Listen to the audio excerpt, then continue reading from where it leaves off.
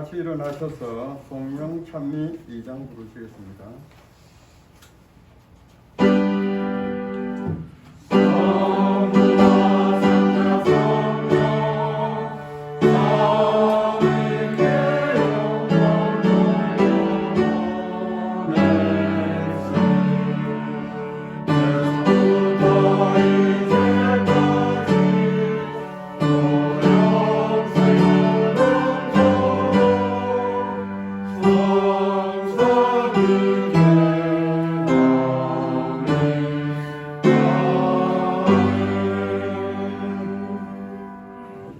하늘에 계신 하나님 아버지, 추운 날씨지만 따뜻한 주의 성전에 함께 모여 예배드리게 하심을 인하여 감사합니다.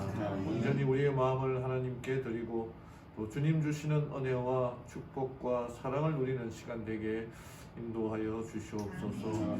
성령 하나님 함께해 주셔서 온전히 우리의 마음을 하늘로, 우리의 생각을 하나님께로 돌리며 영광 돌리는 시간 되게 인도하여 주시옵소서. 예수님의 이름으로 기도드리옵나이다. 아멘.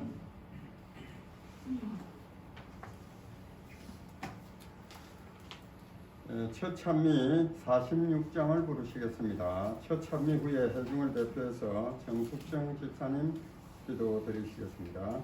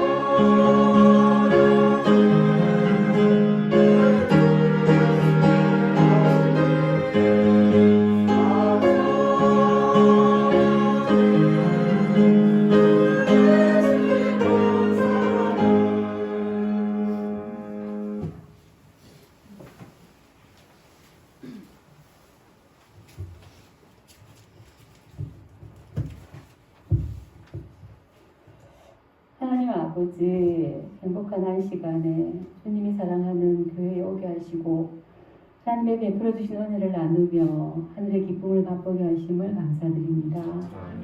이 세상을 살아가는 것이 때론 힘들고 많이 지치지만 결국은 우리를 구원하시겠다 하시는 그 말씀으로 감사하며 저를 통하여 이루고자 하시는 주의 뜻을 따라 충성되게 살아가도록 하여 주시옵소서. 우리가 살아가는 이때가 마지막 허락하신 은혜의 시기임을 깨닫게 하시고 하나님 앞에 지은 모든 죄를 자복하고 사하심을 얻으며 소망 중에 살아갈 수 있도록 도와주시옵소서. 교회를 섬기며 모이기를 힘쓰고 또 이 교회를 통하여 이루시길 원하시는 모든 일이 주님 뜻 안에서 이루어지게 하옵소서. 말씀을 사모하여 말씀을 깊이 묵상함으로 주신 약속의 말씀으로 승리하는 저희 모두가 되게 하시기를 간절히 원합니다. 주의 사랑하시는 우리 목사님을 통하여 우리를 깨우쳐 주시고 그 말씀으로 힘을 얻고 우리의 삶을 다시 살피고 결단하는 귀한 시간이 되도록 도와주시옵소서. 이 모든 말씀 우리를 사랑하시는 예수님 이름으로 간절히 기도드립니다.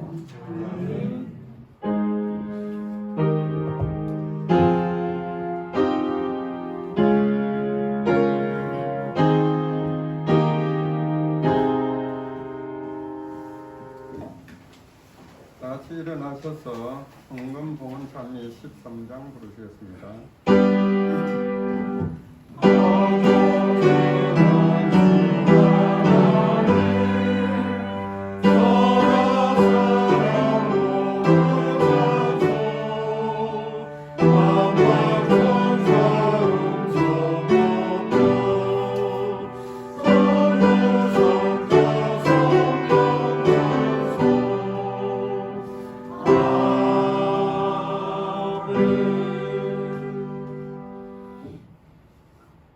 하늘에 계신 하나님 아버지, 참 추운 날씨지만은 사랑하는 성도들, 우리 주님께 드릴 헌물을 가지고 우리 주님께 드렸습니다.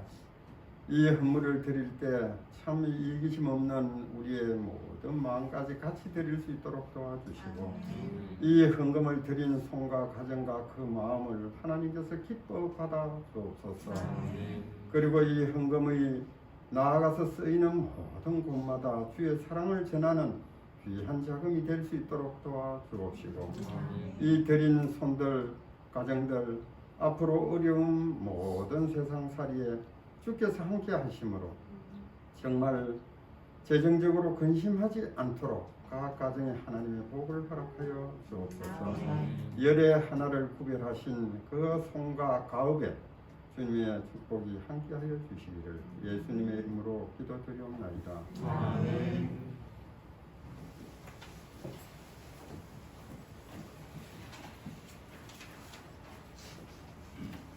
영상 찬미 들으시고 말씀 듣도록 하겠습니다.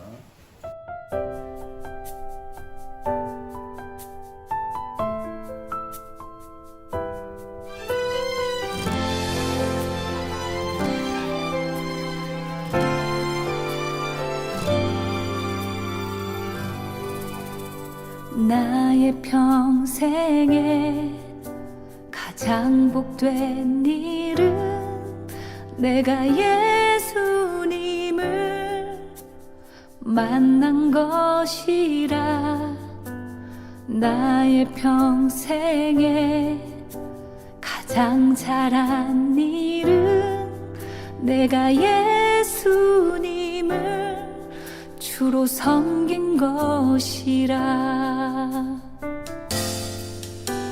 이 세상 살 동안 내가 걷는 길이 때론 험하여서 넘어질 때도 주의 강한 손이 나를 붙드시니 나는 예수님만 주로 섬기며 살리. 나는 주를 섬기는 것에 후회가 없습니다. 내가 걸어온 모든 시간 다 주의 은혜니, 내가 걸어갈 모든 날도 주만 섬기며 살리. 오직 예수 이름 부르며 살아가리라.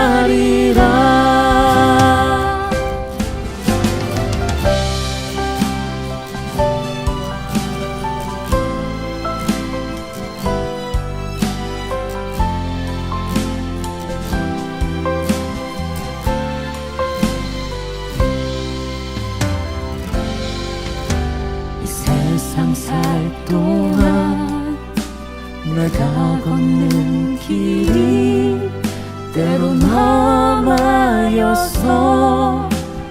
넘어질 때도 주의 강한 손이 나를 붙드시니 나는 예수님만 주로 주로 섬기며 살리.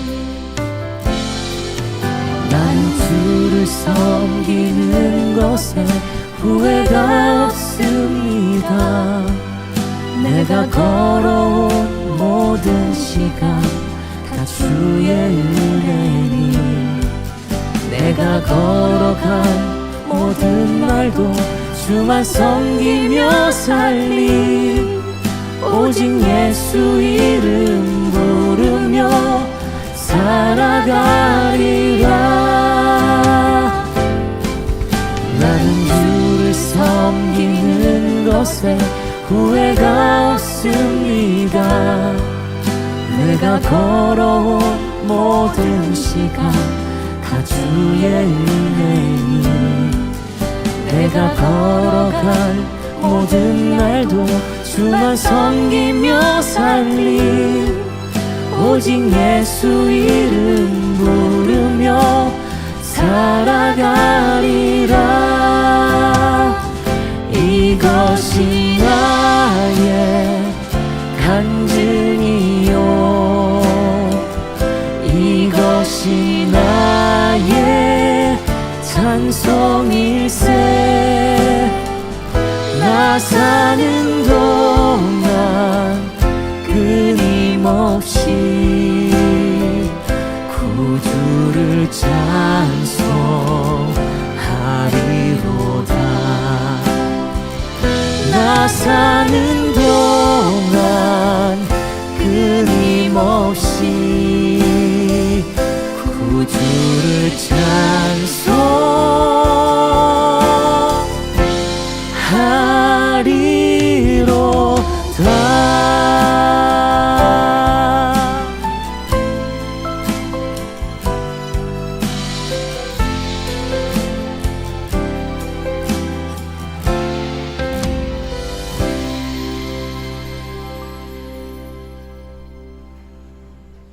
안녕하십니까? 나는 주를 섬기는 것에 후회가 없습니다. 이 찬양의 가사가 우리 모두의 간증이 되기를 바랍니다. 하나님의 말씀 느헤미야 7장 1절부터 5절까지의 말씀을 읽도록 하겠습니다. 느헤미야 7장 1절부터 5절까지의 말씀입니다.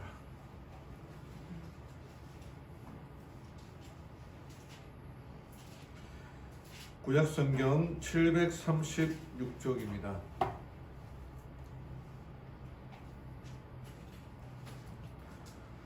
제가 천천히 읽어드리겠습니다. 이제 성벽이 건축됨에 내가 문짝을 달고 문지기들과 노래하는 자들과 레위 사람들을 임명한 뒤에 내 동생 하나니와 궁궐의 치리자 하나냐에게 예루살렘의 책무를 맡겼으니, 하나냐는 신실한 사람으로 많은 사람보다 하나님을 더 두려워하였더라. 내가 그들에게 이르기를 해가 뜨거워지기 전에는 예루살렘 성문들을 열지 말고 그들이 서 있을 때에 문들을 닫고 빗장을 지르며, 또 예루살렘 거주민들 중에서 파수꾼들을 임명하여 각각 자기가 맡은 곳에서 파수를 보게 하고 각각 자기 집 맞은편을 지키게 하라 하였노라. 이제 그 도시는 크고 광대하나 그 안에 백성은 적고 집들은 건축되지 아니하였더라. 내 하나님께서 귀족들과 치리자들과 백성을 함께 모아 계보대로 그들의 수를 셀 것을 내 마음에 넣어 주셨으므로 내가 처음에 올라온 자들의 계보 등록부를 찾았고 그 안에서 기록된 것을 찾으니. 느헤미야도 이제 거의 중반, 느헤미야서 연구도 중반을 향하여 나아가고 있습니다. 한 번씩 이스라엘의 역사를 한번 돌아보는 것도 우리의 신앙에 또 영적에 크게 도움이 되리라 생각합니다. 이스라엘 백성들의 역사는 반복이죠. 사이클이 이렇게 이루어져 있습니다. 특별히 사사시대의 모습들을 보면은 하나님을 잘 믿었다가 이 사사들의 지도하에 잘 믿었다가 사사가 죽으면 죄에 유혹에 빠지게 되고, 그러다가 이제 이방 나라에 의하여 고생하다가 다시 회개하고, 그때 하나님께서 사사들을 보내주셔서 그들을 구원하고, 또 사사들이 치료할 때는 잘 신앙생활 잘 하다가 또 사사가 죽으면 유혹에 빠지고 이방 민족의 압제에 달고 이렇게 뺑뺑뺑 도는데, 거기서 깨트리는 게 필요합니다. 사이클에 우리의 신앙에 있어서 이스라엘 백성들의 역사도 마찬가지인데, 이 사이클에서 하나님께서 인내하고 참으시다가 끝내는 바벨론으로 포로로 잡혀가게 되고, 또 다시 그들이 회개하니까 다시 돌아오게 하고 또 재건하게 되고 하는 그 역사들을 우리가 보면서, 우리도 어떻게 보면은 그런 삶의 사이클이 있을 거라 생각이 됩니다. 근데 이 사이클을 깨야 되는 거죠. 늘 하나님께로 바라. 하나님 잘 믿다가 연초에 뭐 작심삼일 연초에 잘 믿다가 또 이제 가다가, 우리 일주일의 삶도 어떻게 보면은 안식이 점점점 다가오면은 두렵고 그래 하다 안식을 또 편안하게 행복하게 잘 보내고 다시 이 사회에 또 그냥 그 모습 그대로 흘러가는 건 아닌지, 여기서 그 사이클을 깨뜨리고 온전히 하나님을 바라보고 하나님이 주신 말씀들을 늘 생각하고 예수님의 생일을 매일마다 1시간씩 묵상하고 명상하고 하는 그 삶의 사이클, 이 반복되는 것에서 내 삶의 잘못된 것들을 깨트리고 온전한 삶으로 돌아오는 그 기회가 필요하다 생각이 됩니다. 그래서 느헤미야는 그의 생애 자체가 그 사이클을 깨트린 사람이었습니다. 지도자였습니다. 명철과 기도와 신앙의 사람, 그 느헤미야의 그의 모든 이야기가 또 우리의 이야기가 되기를 바랍니다. 오늘은 느헤미야 연구 8번째 시간으로 신앙 재건에 힘써라. 이제 성벽을 다 건축하고 난 다음에 유지하는 게 또 어렵죠. 이게 존 몰리와 셔리 콜버그라는 사람이 젊음의 과학이라는 책에서 이렇게 얘기합니다. 다이어트에 성공한 사람들 중 90% 이상이 6에서 12개월 이내에 뺐던 만큼 혹은 그 이상으로 다시 살이 찐다. 저도 한때 다이어트는 아니고 정말 말씀대로 절제생활 하면서 살아야겠다 생각하고 해서 지금 이제 제가 몸무게에서 70kg를 뺐던 적이 있습니다. 70kg 되니까 몸이 너무 가볍고 옷이 너무 크더라고요. 그래서 너무 기분 좋게 그렇게 했는데 유지하는 게 쉽지 않더라고요. 다이어트 끝나고 제가 성지 여행을 갔거든요. 성지 여행 가서 처음에는 이스라엘, 레바논 이렇게 가는데 이렇게 숙소마다 호텔마다 그렇게 좋지가 않았고 늘 이렇게 새벽에 나가고 저녁에 들어와서 그렇게 잘 먹지를 못했는데 유럽으로 넘어가니까 그 호텔 식당에 아침에 가니까 잼이 그냥 이렇게 다라이라 그러나요? 단지에다가 이렇게 있더라고요. 그래서 얼마나 좋든지 저희 집사람하고 같이 갔으면은 먹지 말라고, 단 거 먹지 말라고 잔소리 했을 텐데 잔소리하는 사람이 아무도 없어요. 그래가지고 빵 반, 잼 반 그렇게 먹고 왔더니 다시 이 몸무게로 돌아왔더라고요. 그러니까 유지하는 게 너무 힘들더라고요. 여기도 마찬가지인데 우리의 신앙도 그런 것 같습니다. 우리의 신앙생활 하는 게 이제 다시 결심하고 말씀대로 살아야겠다. 결심하고 그렇게 하려고 하는 게 개혁하고 회개하고 회심했지만 유지하는 게 쉽지가 않다는 거죠. 이 느헤미야 시대도 마찬가지였습니다. 성벽을 재건하고 52일 동안 고생해서 이렇게 건축을 했지 않습니까? 근데 그 이후에 또 유지되는 것도 쉽지가 않다는 거죠. 7장에는 어떻게 유지하느냐, 그 재건을 어떻게 유지하느냐에 대해서 설명하고 있습니다. 중국 음식점 배달원이었던 김우수라는 사람이 있었습니다. 이분은 고인이 되었는데 그가 생전에 철가방 천사로 사람들에게 알려졌습니다. 한 달에 당시 이제 중국집에서 이제 배달원으로 이렇게 있었는데 100만 원 정도, 100만 원도 되지 않는 월급을 받으면서 고시원, 한평 남짓 되는 그 고시원에서 살았는데 사람이 고아 출신이에요. 그래서 고아원 출신에 교육도 제대로 받지 못했고 또 뭐 이렇게 살다 보니까 좀 세상 유혹에 빠져서 교도소에도 한 1년 반 가까이 들어가게 되었고 나와서 늘 이 세상에 대해서 원망과 또 자기의 인생에 대한 그 불행으로 살았지만 우연히 그가 이제 이 중국집에서 일을 하게 되면서 기부에 관한 삶을 알게 됩니다. 그래서 초록마을이라고 하는 여기 사진의 뒷면에 이제 보이는 그 애들 사진이 있는데 그 애들에게 이제 한 달에 뭐 얼마씩 이렇게 기부하는 그 실천을 하게 되면서 새로운 삶을 살게 됩니다. 그래서 나누는 기쁨, 그 다음에 용서, 세상에 대한 어떤 원망, 자기의 가정에 대한 어떤 이 그런 원망으로 가득 찬 그의 마음이었지만 자기가 똑같은 경험을 하고 있는 그 아이들에게 실천을 하면서 어떤 때는 뭐 3만 원, 5만 원, 70만 원, 한 80만 원 받아갖고 3명이나 한때 많을 때는 5명까지 나눠줬거든요. 5만 원씩 쳐도 25만 원, 절반 가까이 되는 금액을 나누는 데 쓰여진 겁니다. 그러다가 이 5명의 아이들을 후원했고 그 다음에 일이 없는 날에는 자기를 낳아준 부모님을 찾아다녔어요. 그러다가 안타깝게도 배달 일을 하다가 불의의 사고로 이제 목숨을 잃게 되었지만 이 사람의 이야기가 영화로 제작이 되어서 최수종 씨가 주연을 맡고 이 영화로 제작이 되어서 알려지게 되었는데 이 김우수 씨의 이야기를 듣고 영화로 제작하겠다고 발표한 그 윤하결 감독은 이렇게 말했습니다. 김우수 씨의 아름다운 삶과 이웃 사랑에 대한 그 정신을 세상에 남겨야겠다는 소명의식 때문에 제작을 결심하게 되었다.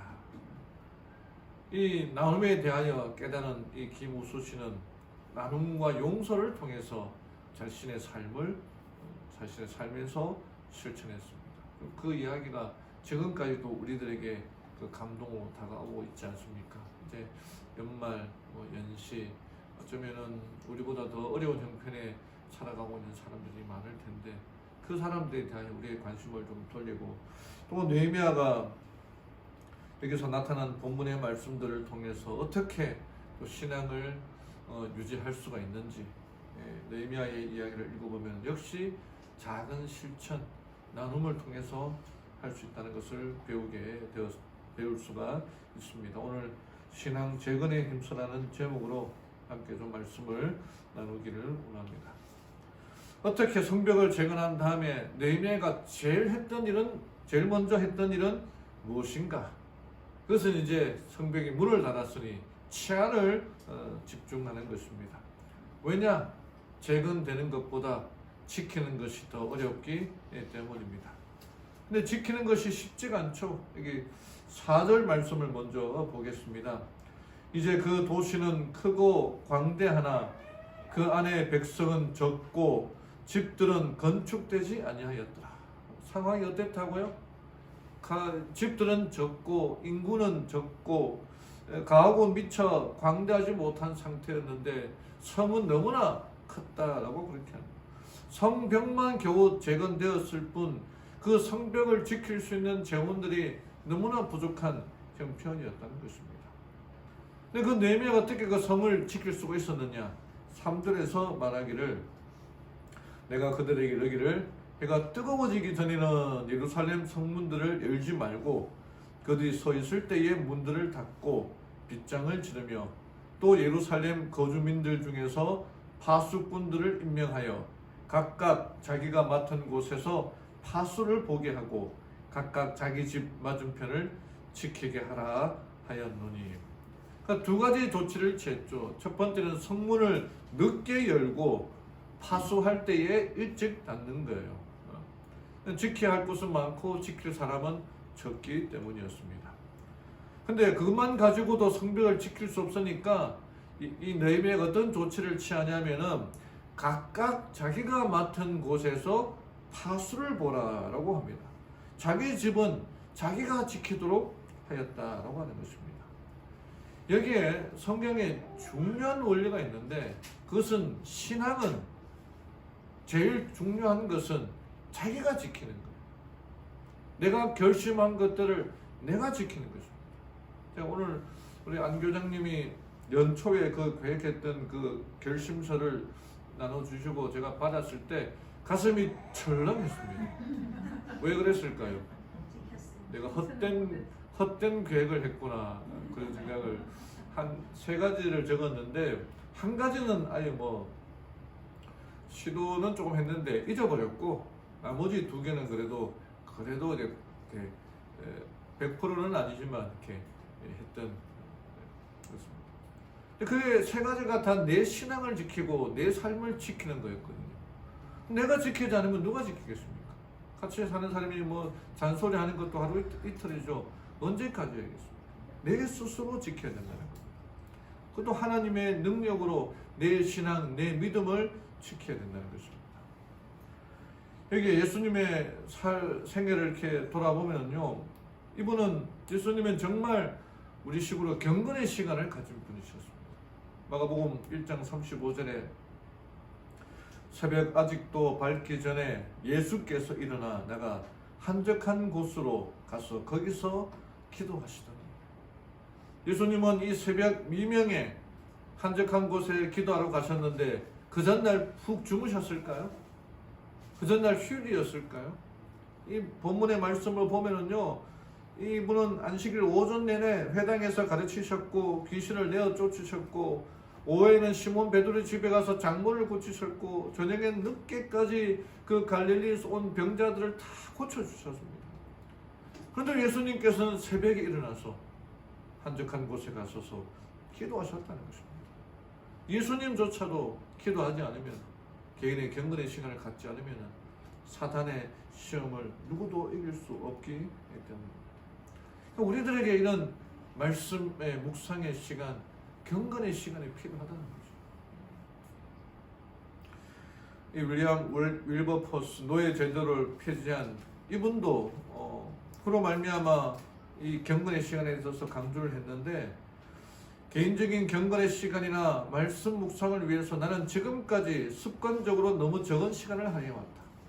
내 영혼이 그토록 메마르고 냉담하며 완고해진 것도 이상한 일이 아니다. 그가 법률을 만들고 이렇게 생활하면서도 그 말씀에 관한 이 접촉하는 부분이 적을 때에 자기의 영혼이 메말라간다는 걸 경험하게 됩니다. 하나님과의 만나는 시간이 더 많아져야 된다. 자기의 영혼 상태를 보면서 내가 하나님과의 접하는 시간, 말씀을 읽는 시간이 줄어들어서는 안 되겠다. 그런데 이렇게 얘기합니다. 모든 사는 사람들의 경험을 통해 개인의 경건의 시간을 충분히 갖지 않으면 영혼이 빈곤해진다는 사실을 분명히 증거해 줄 것이다. 여러분, 한 해를 마무리하면 우리의 신앙은 어떻습니까? 내가 내 믿음이 작년보다 더 좋았는가? 아니면 내가 처음 믿을 때보다 좋았는가? 대부분의 경우 우리가 처음 교회를 다닐 때에 제일 시간이 뜨거웠던 경험입니다. 즉 하나님의 말씀에 대한 깨달음, 그다음에 회심의 경험, 그때가 제일 뜨거웠다는 거예요. 근데 그러면 안 되죠. 지금이 더 뜨거워져야 되고, 지금이 더 하나님의 말씀을 더 붙들고 살아야 되는데 오히려 그렇게 하지 못하고 있다는 것입니다. 다시 한번 우리의 신앙, 우리의 믿음을 돌아보며 정말 내 신앙에 무너져 버린 곳이 없는지, 보수해야 될 곳이 없는지 다시 한번 우리의 삶을 돌이켜 보기를 원합니다. 이게 제자훈련 교제 2단계 2과의 아침 묵상의 기억적 말씀. 아침에 나로 하여금 주의 인자한 말씀을 듣게 하소서. 내가 내 영혼을 주께 드립니다. 나로 하여금 내가 다닐 길을 알게 하소서. 바꿨네요. 내가 주를 의뢰함이다. 나로 하여금 내가 다닐 길을 알게 하소서. 내가 내 영혼을 주께 드립니다. 아침마다 주님 주시는 말씀으로 내 영혼을 주께 드리고 내가 다닐 길을 알게 하시고 내가 주님을 의지하며 살아가는 우리 성도님들 되기를 바랍니다. 시편 42편에 다윗이 사슴이 시냇물을 찾아 시냇물을 찾기에 갈급한 같이 내 영혼을 주를 찾기에 갈급하나이다. 이게 사슴은 그가 맹수에 의해 쫓김을 당할 때에 그 사슴 특유의 냄새, 사향이 난다고 하지 않습니까? 근데 그가 물을 먹어야지 그 사향이 없어지는데 물을 먹지 못하면 계속 아무리 도망다녀도 맹수가 그 냄새를 맡고 따라오게 돼 있잖아요. 그러니까 그 냄새를 없애기 위하여 물을 갈급하는 것처럼 우리가 정말 그러한 마음으로 하나님의 말씀을 깨닫기를 원하고 있는 거예요. 정말 하나님을 갈망하는 마음, 물을 찾는 마음으로, 목숨과도 같은 물을 찾는 마음으로 갈망하고 있는가? 하나님에 대하여 더 뜨거운 마음으로 살아가게 되기를 간절히 바랍니다. 여기 아브라함 링컨 1865년 4월 14일 남북 전쟁이 끝난 뒤 며칠 뒤에 링컨 대통령이 이 존 부스라는 사람이 쏜 총에 맞아 사망하게 됩니다. 총을 쏘던 존 부스는 당일에 기병대 추격에 의하여 사살이 되고 대통령 암살에 가담했던 7명의 공범들이 체포가 됩니다. 그 중에 한 명이 메리 수랏이라고 하는 여성이었습니다. 그런데 6명의 나머지 공범들은 하나같이 메리가 공범이 아니라고, 함께 일한 사람이 아니라고 주장했는데 정작 메리 자신은 자기가 공범이라고 대통령 암살에 공모했다고 주장하는 것입니다. 그래서 수사 결과 그 7명 중에 3명은 종신형에 처해졌고 메리 수랏을 비롯한 4명은 교수형에 처해지게 됩니다. 사건은 거기서 일단락되는 줄 알았습니다. 근데 사형 집행이 끝난 지 1년 4개월 후에 한 남자가 찾아와 자신이 대통령 암살에 공모했다고 자수했습니다.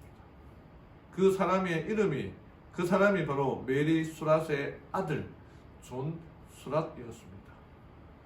메리는 여관집 주인으로 대통령 암살의 모임의 장소를 제공했으나 아무것도 몰랐던 메리가 조사를 받으면서 자기 아들이 대통령 암살의 공범이었다는 사실을 알게 되고, 다행히 이 자기 아들은 암살 있기 전에 여행을 갔기 때문에, 며칠 전에 여행을 가고 집에 없었기 때문에 어머니가 그의 아들을 대신하여 끝까지 대통령 암살에 모의를 했다고 주장한 것이었습니다. 결국 그녀는 이 대통령 암살에 대한 아들의 죄를 뒤집어 쓰고 아들 대신 사형을 당했던 것입니다. 이 사실을 알게 된 이 경찰관과 재판을 담당한 판사들은 대단히 당황했습니다. 그들이 재판을 잘못해서 무죄한 사람을 죽인 것이었던 겁니다. 그들이 여러 번의 회의를 거친 결과 결국 존을 무죄로 석방하게 됩니다. 아들을 대신해서 아무 죄 없는 어머니가 대신 죽었기 때문입니다. 이와 같은 일이 바로 예수님에게서 일어납니다. 그러니까 우리가 좀 신앙생활을 통해서 내가 죄인이었지만 하나님께서 우리들에게 죄로 죽어야 할 우리의 운명을, 영원한 삶을 선물로 주셨구나. 지금 한창 우리 크리스마스인데 예수님이 이 세상 오셨다는 것을 이제 사람들이 축하하는 일로 하는데, 예수님과 전혀 관계없이 우리가 크리스마스를 보내고 있지만은 예수님의 생애로 말미암아, 그분이 이 땅에 오심으로 말미암아 우리의 인생이 바뀌게 되었다는 거예요. 로마서 5장 20절에 율법이 들어온 것은 범죄를 더하게 하려 함이었지만 그러나 죄가 더한 곳에 은혜가 더욱 넘쳤다는 거예요. 여러분 아시겠지만 장차 이 우주의 중심은 삼태성에 있는 별 하늘의 그 사이에 화이트보이는 하늘로 천국으로 간다고 했는데, 이제 삼림 때에는 그 우주의 중심이 이 지구가 된다는 거예요. 모든 우주의 중심이 지구로 바뀌기 때문에 죄가 있는 곳에 은혜가 더욱 넘치게 되었다는 것입니다. 계시록 21장 3절에 내가 들으니 보좌에서 큰 음성이 나서 이르되 보라 하나님의 장막이 사람들과 함께 있음에 하나님이 그들과 함께 계시리니 그들은 하나님의 백성이 되고 하나님은 친히 그들과 함께 계셨소.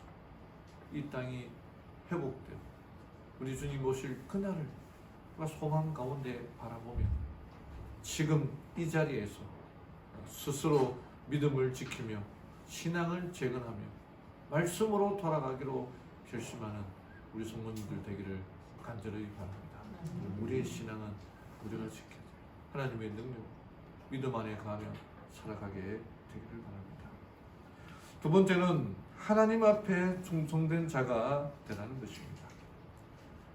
여기 본문 2절에 내 동생 하나니와 궁궐의 지리자 하나냐에게 예루살렘의 책무를 맡겼으니 하나냐는 신실한 사람으로 많은 사람보다 하나님을 더 두려워하였더라.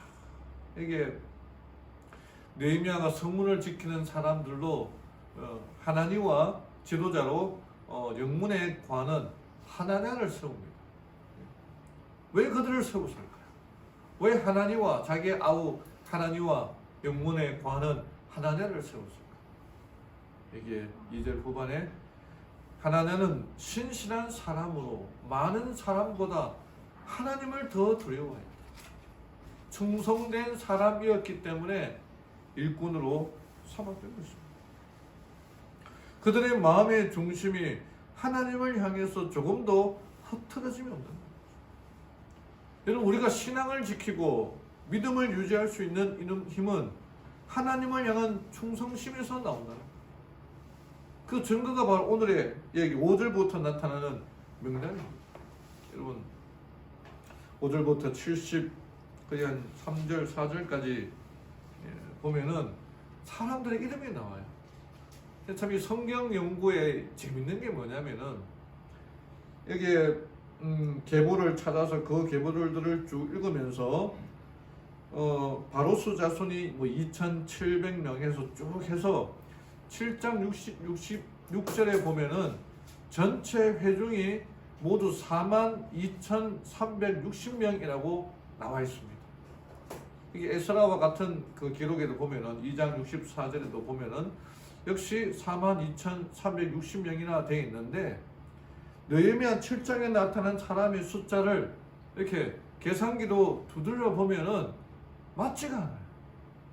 성경 연구에 재미가 있습니다. 여러분 7장에 이렇게 명단 쭉 나오고 계산이 쭉 나오면은 이렇게 말씀을 연구하는 재미가 여기 있는데 한번 계산해 보는 거예요. 그 계산해 보면 회중의 합이 맞지가 않습니다. 느헤미야 7장의 숫자를 다 합하면은 3451명이 나와요. 계산해 보면. 그리고 에스라 2장에도 그 성벽 재건에 대한 숫자가 나오는데 합쳐 보면은 29,177명입니다. 근데 회중의 합은 똑같다고 나옵니다. 왜 그럴까요? 느헤미야 7장에 기록된 11,909명은 어디에 있으며 그 차이가 11,909명이고 에스라 2장에 차이 나는 그 13,183명은 어디에 있냐 이거죠. 왜 각 지파의 명단의 숫자와 합친 숫자와 느헤미야가 전체적으로 말한 그 합의 숫자가 맞지 않는 이유는 무엇일까?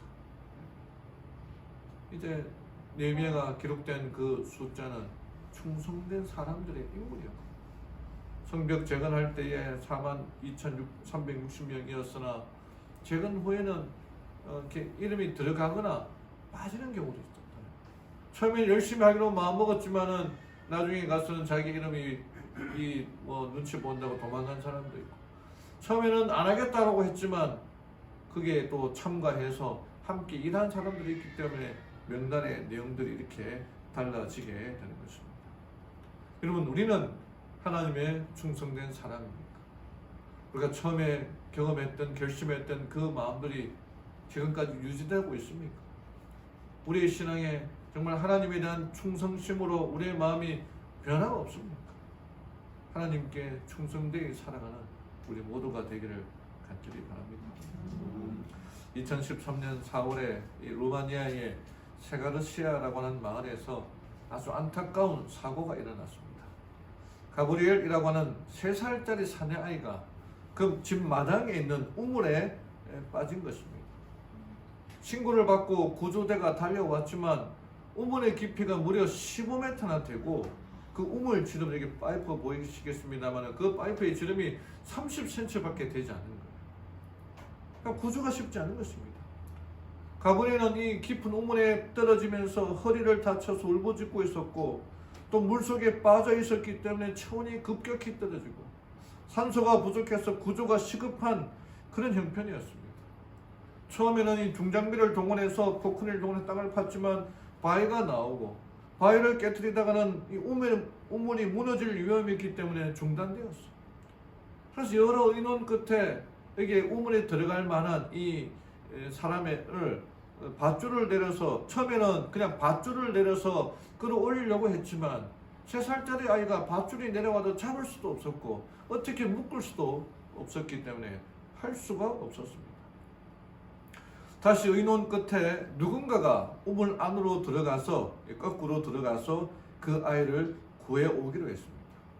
근데 문제는 우물의 지름이 30cm밖에 되지 않으니까 성인들은 들어갈 수가 없는 거예요. 보니까 이제 초등학교 고학년 또는 중학교 저학년 이 10대 이 아이들만 가능하다는 것입니다.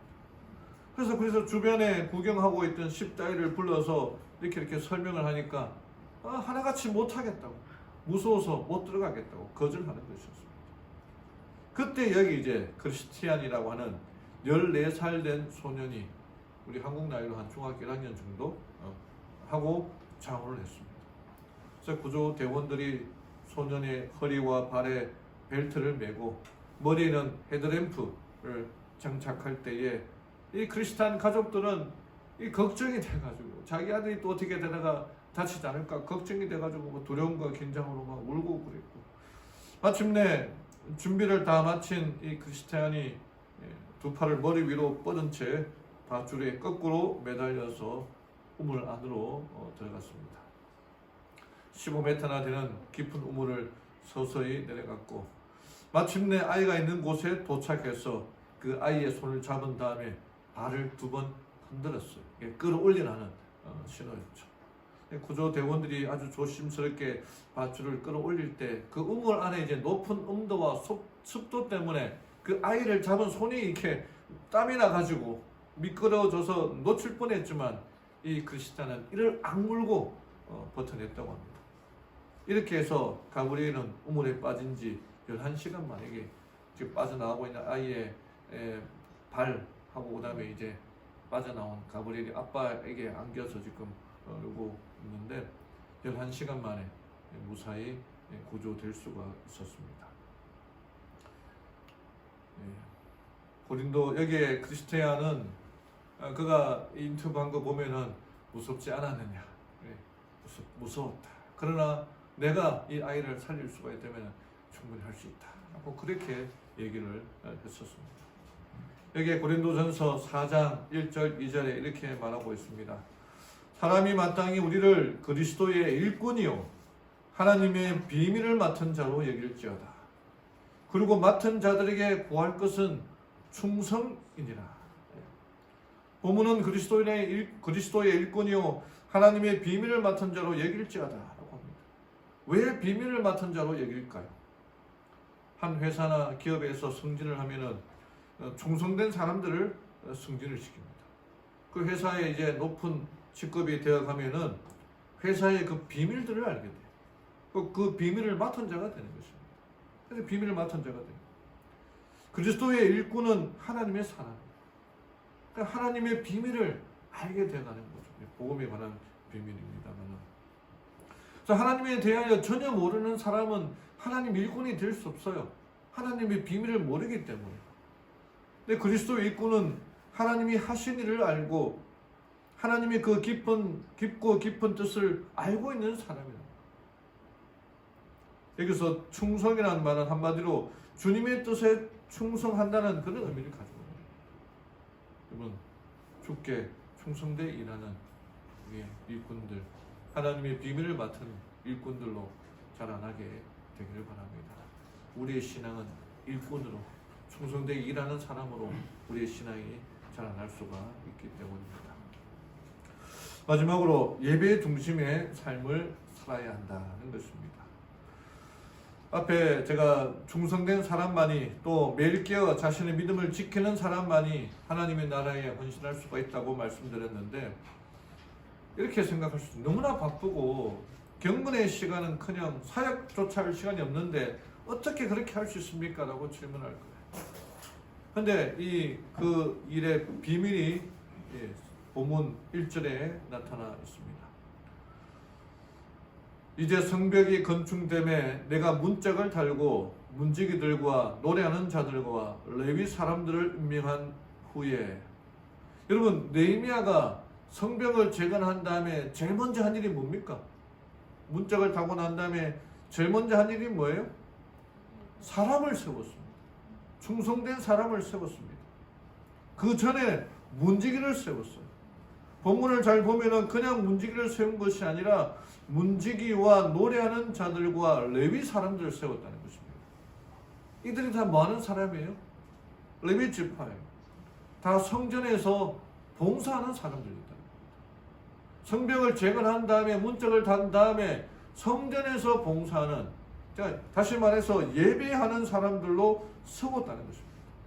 왜냐하면 예배가 이스라엘 백성들의 예배가 그들의 삶의 중심이었기 때문입니다.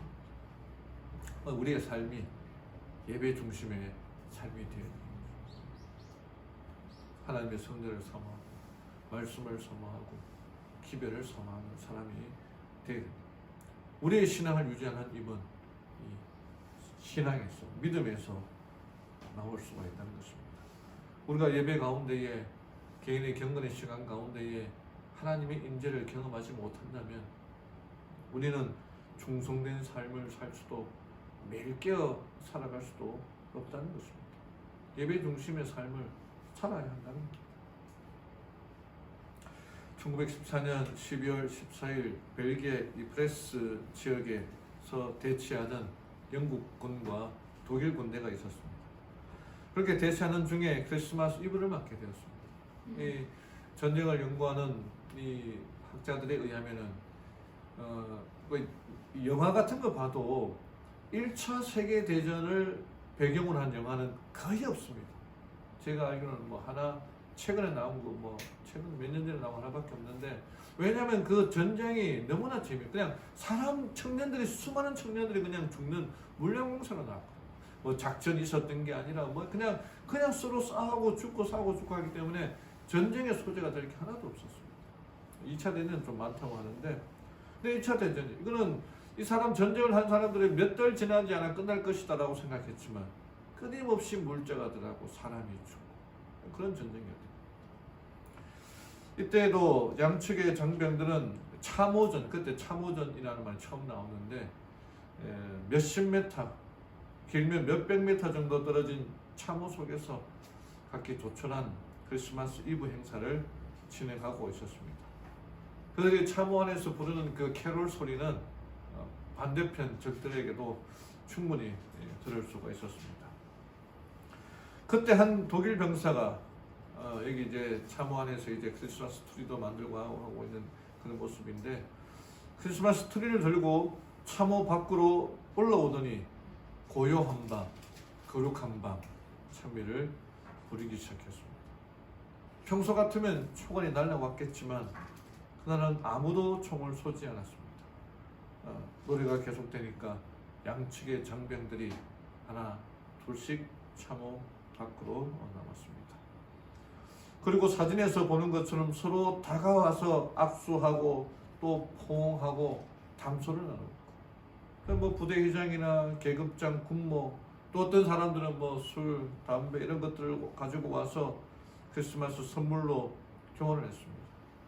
그러자 이것을 지켜보던 독일군 장교와 영국군 하사가 만나서 즉석에서 정전을 맺고 당분간 교전을 하지 않기로 합의했습니다. 축구도 하고 막 그렇게 했는데, 이것이 바로 그 유명한 크리스마스 정전이라고 하는 겁니다.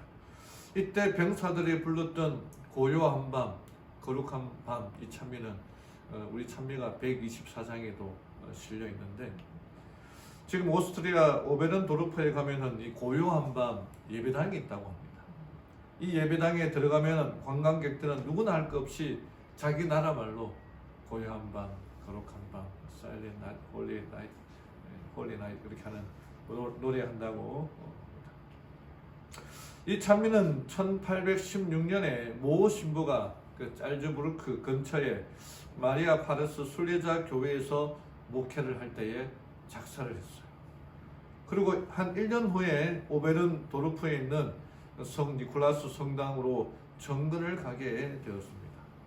1818년에 크리스마스가 다가와서 한참 준비를 하고 있었는데, 당시 이 짤자르크 강이 범람하면서 교회가 침수되는 바람에 오르간이 고장나고 말았습니다.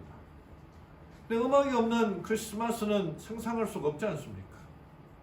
그래서 인근에 있는 그 아론도르프 마을에 사는 음악 교사이면서 그 교회의 오르간 연주자였던 그루브에게 자신이 2년 전에 지은 시를 주면서 기타 반주에 맞추어서 듀엣으로 부를 수 있도록 작곡해달라고, 오르간이 고장났으니까 그렇게 요청했습니다. 드디어 1818년 12월 23일 밤 성탄 미사 때 모는 테너를 맡고, 모 신부는 테너를 맡고, 그루브는 베이스를 맡고, 성가대는 후렴을 맡아서 기타 반주에 맞춰 고요한 밤, 거룩한 밤 찬미를 처음으로 부르게 되었습니다. 이 찬미가가 초연되었던 성 니콜라스 성당은 1899년에 잘다르크 강의 범람으로 유실되어 철거되고 좀 더 상류 지역으로 옮겨서 아까 보았던 그 고요한 밤 예배당을 짓고 옛 성당의 제대와 장식물을 그곳으로 옮겼다고 합니다. 1818년에 작곡된 이 원본은 분실되었고 1820년에 모 신부가 편곡한 이 사본이 1995년에 발견되었는데, 지금 우리가 부르는 찬미와는 조금 다릅니다. 기타 반주도 조금 들어가 있고 가사도 6절이나 됩니다. 1절과 6절만 좀 인용해 보았습니다. 고요한 밤, 거룩한 밤, 만물이 잠든 때 거룩한 믿음의 부부 홀로 깨어있네. 곱슬머리 사랑스러운 아기 평안히 자거라, 평안히 자거라. 6절 고요한 밤, 거룩한 밤, 천사들의 알렐루야 찬양을 목동들이 처음 들었네. 원근에서 크게 외치네. 구주 예수가 나셨다. 구주 예수가 나셨다. 이 찬미는 7년 후인 1825년에 새 오르간을 설치하러 온 오르간 제조업자 칼 마우라츠에 의해서 널리 알려지게 되었고, 현재는 140개 이상의 언어로 전 세계에 번역되어 알려지게 되었습니다. 이 찬미가 다 모르시는 분 아무도 없죠. 이 찬미가가 왜 이렇게 유명하게 되었을까요? 이 찬미가가 왜 세계적으로 사랑받는 찬미가가 되었을까요? 곡이 좋아서? 아름다워서? 가사가 좋아서?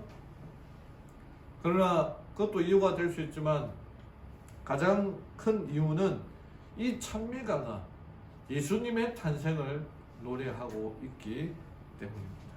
누가복음 2장의 8절부터 11절에 그 내용이 쭉 나오고 있는데, 사랑하는 우리 성도 여러분, 우리에게 생명을 주시기 위하여 이 땅에 오신 예수님을 찬양한 삶이 우리의 삶이 되기를 바랍니다. 왈덴스인들은 정말 극도로 어렵고 위험한 중에도 하나님을 찬양했던 것처럼, 또 이 느헤미야 시대의 느헤미야의 지도력을 따라서 그들이 삶의 중심이 예배였기에 성전을 건축한 다음에 제일 먼저 한 일이 예배드리는 봉사자를 먼저 뽑은 것이었습니다. 지키는 것도 필요하고 파수 보는 것도 필요하지만 불침문 서는 것도 중요하지만 예배드리는 봉사자를 제일 먼저 뽑았다. 우리의 삶이 예배 중심의 삶이 되어야 되는 것입니다. 사랑하는 우리 성도 여러분, 신앙은 재건하는 것보다 유지하는 게 더 힘들어요. 우리 안 교장님도 말씀하셨지만 계속 반복해서 그것이 습관이 되도록 해야 됩니다. 깨어 스스로 믿음을 지키며 경건의 훈련을 거르지 말고 매일매일 훈련에 힘쓰는 우리 모든 성모님들 되기를 바랍니다. 그리하여 하나님 앞에 충성된 자가 되어야 됩니다. 우리는 그리스도의 일꾼이요 하나님의 비밀을 맡은 자들입니다. 우리의 삶의 중심은 예배가 되어야 됩니다. 예배 중심의 삶이 우리의 삶이 되어야 됩니다. 하나님의 능력으로 하루하루 살아가는 모든 성도님들 되기를 바라며 오늘 말씀을 마치겠습니다. 아멘. 찬미가 124장 고향 방 거룩한 방 찬미로 마치도록 하겠습니다.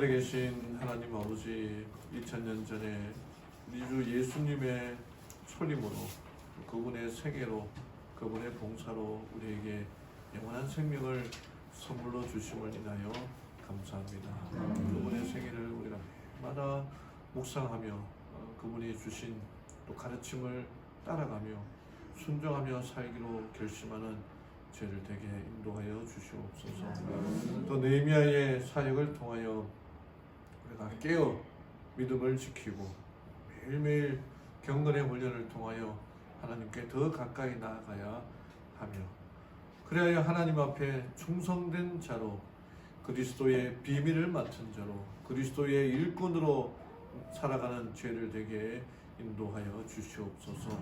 우리의 삶의 중심이 예배가 되고 예배 중심의 삶이 우리의 삶이 되도록 인도하여 주시옵소서. 느헤미야의 그 사역이 다시 한번 우리들의 마음에 역사할 때에 하나님 우리의 주의 말씀에 순종하며 정말 말씀 중심의 삶을 살아가는 저희들 되게 도와주시옵소서. 명철과 기도와 신앙의 사람 느헤미야의 삶이 우리의 삶이 되기를 원합니다. 그가 펼쳤던 여러 사업들이 우리의 삶을 통해서 드러나고 온전히 하나님의 능력을 의지하며 따라가며 살아가는 저희들 되게 인도하여 주시옵소서. 이제는 우리 주 예수 그리스도의 은혜와 하나님의 사랑과 성령의 교통하심이 함께한 모든 무리들에게 임재해 주시옵기만을 사랑 많으신 예수님의 이름으로 간절히 기도드리옵나이다. 아멘.